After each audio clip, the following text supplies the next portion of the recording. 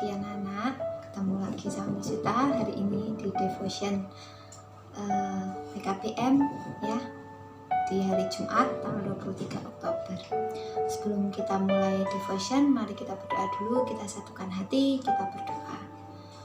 Tuhan, kami mengucap syukur buat hari ini, buat satu kesempatan Tuhan beri dalam hidup kami Tuhan. Kami sungguh bersyukur punya Allah seperti Engkau Tuhan. Sebentar hamba-Mu mau menyampaikan setiap firman yang ada, untuk sharing yang ada, kiranya Tuhan berkati, Tuhan urapi mulut bibir hamba Tuhan. Apa yang hamba sampaikan biar itu menjadi rema buat setiap anak-anak yang ada, biar itu memberkati buat setiap orang yang mendengarkannya Tuhan. Terima kasih Tuhan, terima kasih. Di dalam dan demi nama Tuhan Yesus kami berdoa dan mengucap syukur. Amin. Oke, hari ini judul devotionnya adalah mengasihi sesama ya. Sita kasih judulnya yaitu mengasihi walau terluka. Oke, di Markus 3 ayat 34 firman Tuhan berkata, ia melihat kepada orang-orang yang duduk di sekelilingnya itu dan berkata, ini ibuku dan saudara-saudaraku. Oke. Anak-anak, biasanya nih kalau anak muda tuh ya, biasanya tuh sering kalau ngomong atau Misita sering masih dengerin anak-anak curhat atau ada teman-teman yang cerita gitu ya. Biasanya anak-anak muda itu sering bermasalah dalam percintaan gitu ya, asik percintaan ya. Jadi biasanya orang akan berkata begini, mungkin jika kita tidak mencintai mereka begitu dalam, tak akan sesulit itu gitu ya. Kadang mencintai itu menyakitkan gitu.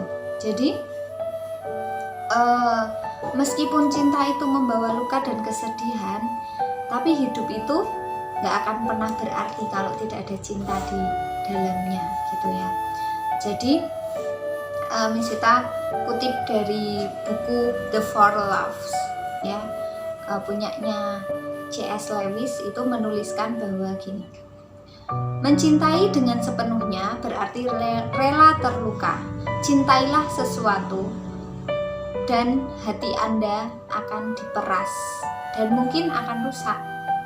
Bila Anda ingin memastikan tetap menjaganya utuh, Anda tidak perlu memberikan hati Anda kepada apapun, bahkan kepada seekor binatang.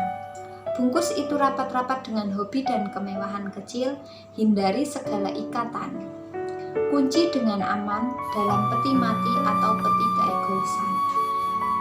Dalam peti keegoisan Anda, satu-satunya tempat di luar surga di mana Anda dapat benar-benar aman dari segala bahaya, karena cinta adalah neraka ya.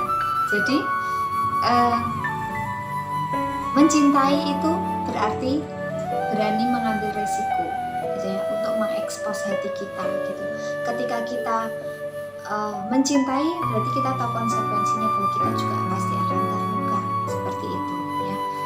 Karena mencintai itu kadang-kadang menyakitkan gitu ya. Contoh nih, cintanya Tuhan Yesus buat kita gitu ya. Cinta itu menyakiti Tuhan Yesus gitu. Tetapi Tuhan Yesus tetap mencintai kita gitu ya, dengan tulus gitu. Bahkan dengan mengorbankan hidupnya. Jadi Tuhan Yesus itu saking mencintainya kita, saking mengasihinya sama kita sampai berkorban hidupnya gitu ya, di kayu salib mengorbankan dirinya sendiri gitu. Buat apa? Buat kita, buat mengasihi kita. Saking besarnya kasih Tuhan dalam hidup kita gitu ya. Jadi jangan pernah merasa Tuhan itu gak sayang sama aku karena masalahku terlalu berat, karena hidupku terlalu susah, karena aku seperti ini. Percayalah, Tuhan itu punya rencana yang baik dan Tuhan itu jauh mengasihi kita, lebih besar dari yang kita mungkin mengasihi Tuhan gitu ya. Cintanya itu sangat besar dan cukup buat hidup kita gitu. Jadi Ia menghendaki kita agar mengasihi pasangan, ya. Kalau anak-anak mengasihi teman, mengasihi orang tua, apapun keadaannya, seperti apapun kondisinya, itu tetap harus mengasihi orang-orang di sekitar kita gitu ya. Sebab itu adalah gambaran dari Kristus. Jadi Tuhan Yesus itu ya, banyak ayat di Alkitab mengatakan bahwa kasihilah sesamamu gitu ya. Ketika ada juga firman Tuhan yang berkata, ketika ditampar pipi kananmu, berikanlah pipi kirimu, ya seperti itu. Itu dari apa sih? Yaitu mengasihi gitu ya. Kita itu mengasihi gitu, mengasihi sama kita. Dunia sering berkata gini, berbuat baiklah kepada orang yang berbuat baik gitu ya. Tapi Alkitab berkata, berbuat baiklah kepada musuhmu sekalipun gitu ya. Jadi buat hidup kita berbeda dari yang dunia ini ajarkan gitu. Jadi kalau kalian berbuat baik sama orang yang berbuat baik, itu sudah biasa, sudah terlalu biasa, dan semua orang bisa melakukan itu gitu ya. Ketika orang lain menolong kita, oke, maka kita menolong dia gitu. Itu sudah terlalu biasa. Tapi yang luar biasa adalah ketika kita disakiti, ketika kita tidak dianggap, ketika kita dilukai, tapi kita tetap mau menolong, kita tetap mau memberikan waktu buat orang tersebut. Itu yang luar biasa. Mengampuni itu berat, tapi percayalah, ketika kita mengasihi itu, maka semuanya itu akan bahasanya akan plong gitu. Jadi lega gitu ya.